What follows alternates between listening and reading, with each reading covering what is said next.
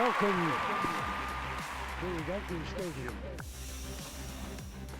Well, no major moves can be made until after the lockout is over, but we're reading a lot more talk of trades in recent days. It's becoming more and more evident that there's going to be a scramble for teams to assemble or, in some cases, disassemble their rosters during the ever-shortening post-lockout pre-spring training period. Jim Bowden, former GM and current host of SiriusXM's Inside Pitch on MLB Network Radio and columnist for The Athletic, has put forward a package between the Yankees and Athletics that he believes would be a win for both sides. I have to agree with him on this, but I wanted to get the community's opinion. In this trade proposal, the Yankees would get Matt Olson, who hit 39 home runs last year, had 153 OPS plus, 5.8 WAR. And for those of you who may be put off by a 271 batting average, that was still 26 points better than league average and 34 points higher than the Yankees' team average. He's an outstanding defensive first baseman, and if you slot him between Judge and Giancarlo Stanton, that's a really tough three-man gauntlet for any opposing pitcher. To get Matt Olson, the price is pretty high.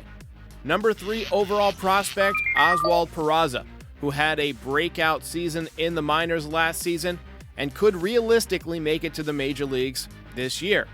In Bowden's proposal, the Yankees would also trade Luis the Real Deal Heel, their number 4 prospect. He made his debut last season, and despite his walk totals being a bit high, he had some electric stuff and you could really see the potential.